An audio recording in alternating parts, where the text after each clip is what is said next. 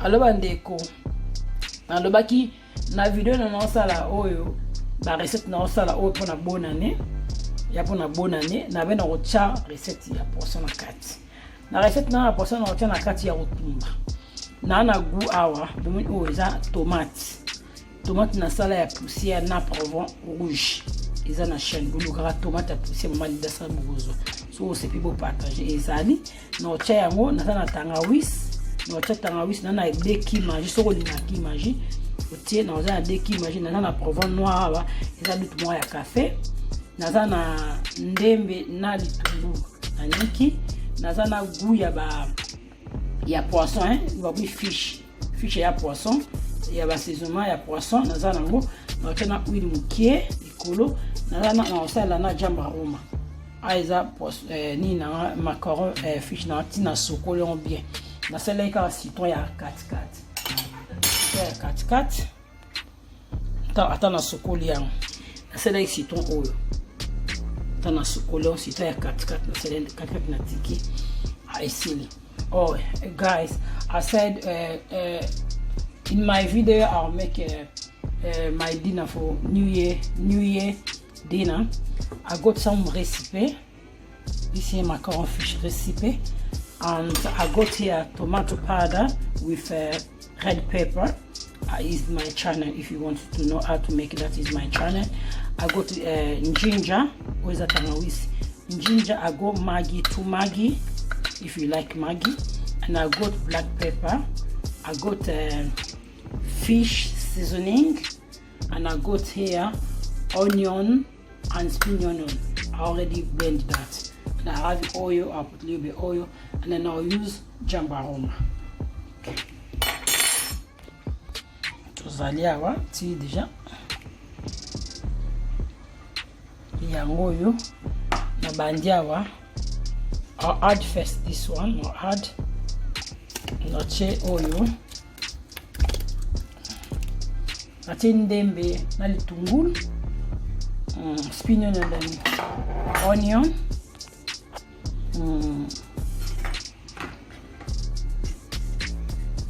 ginger, tangawisi,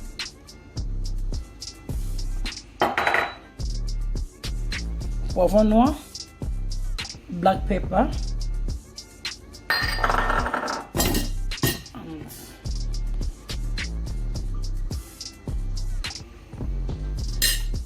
Maggi, na cheki Maggi, 2 kimaji, 2 Maggi, ça fini.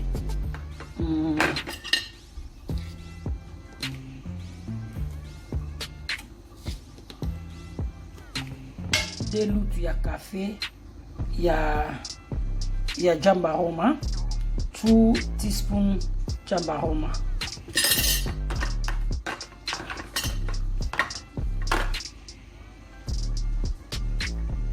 Après na loutu moko ya table ya tomate ya poussière na poivron rouge, 1 tablespoon tomato powder, and then red pepper, and then I'll add some oil. Na ocha huile mukie parce que na otumbango panzana te, même biso yo azara na huile makasi ngana ocha ta na otumbango panzana te. I'll add some little bit oil. Après, I need to mix together. Now mélange yango, mais na rotikan overnight. Pour la saison le lobby bonne année, na osala on otumbango lobby. I'll mix all seasoning together, and I'll leave that in the fridge overnight, and then I'll make that tomorrow. But they can take on a frigo. Na butu après le na salia.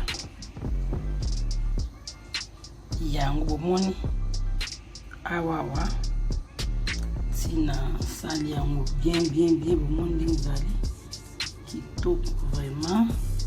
Sikona otikango tana otumba na sanende na otumbeka na otumba ona la sabino kitoko mwani.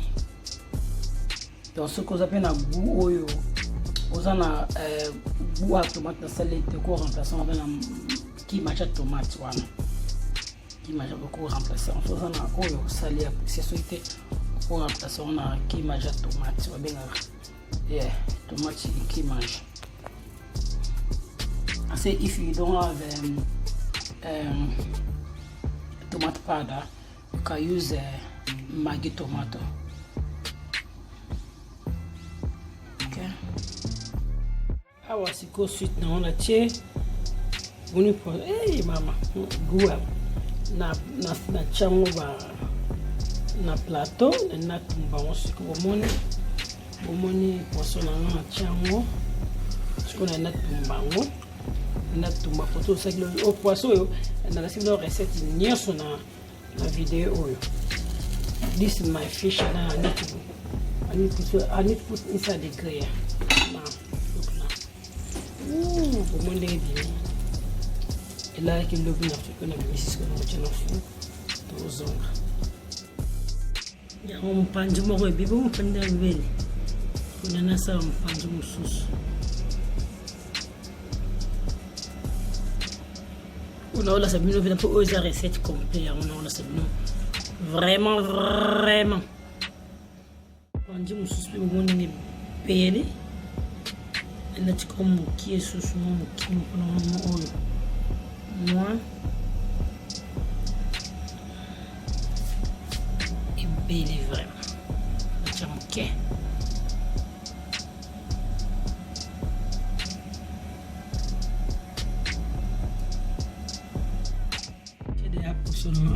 Mama no. Na osa siko sauce likolo. Sauce na osa la ya no cha makayabu ya mupe na ucha na poisson. Now I need to make my sauce.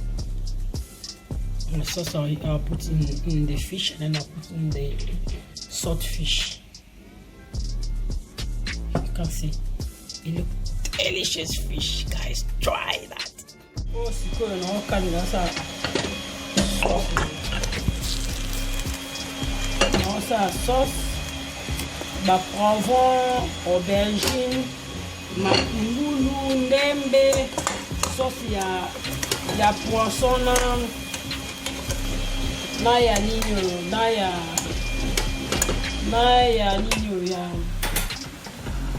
makaya.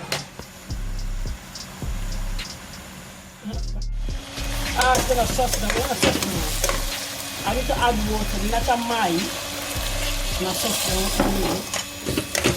la tamai, la chamomai, et toka.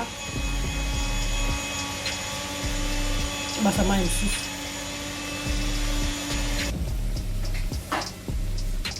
La tamai, on a déjà jambo mokie, moni jambo na chemokie. Moko ya table. Après, faut déjà aroma. 10 tablespoons. And then na tiepe ki majumoko. Après na kukanga ngo etuka. Na kukanga ngo etuka.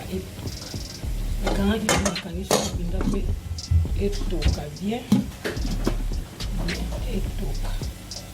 Kangia ngo ya ngo ifito bona uzungu sana. Ndege beli. Beli vraiment. Sauce na bomoni nge beli.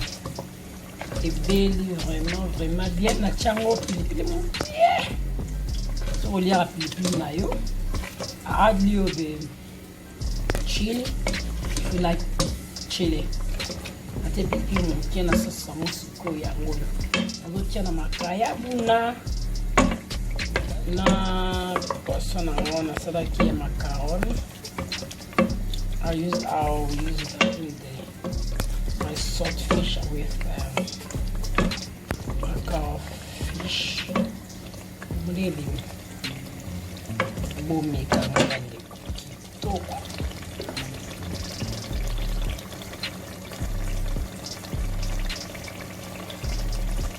Na amakai we makama na kanya kiyango no cha sauce na una sali yo na sali sauce yo uko sali sauce pour makai bo sala me pona poisson na yo yango yo na boa kiyango likolo yumi guys na boa kiyango likolo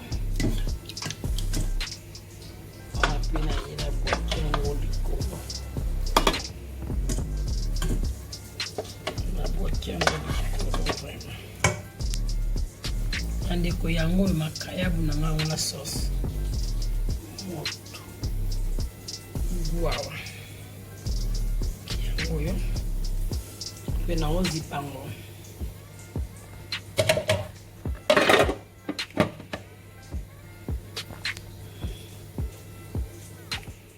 na ibomoni poisson na ye anga poisson na ngomona ye na poisson na ta sauce na ngai on a saleli bango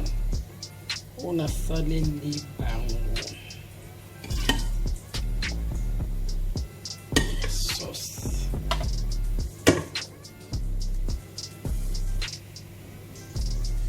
ndeko yango yo yango recette yango bomondinge kitoko yango.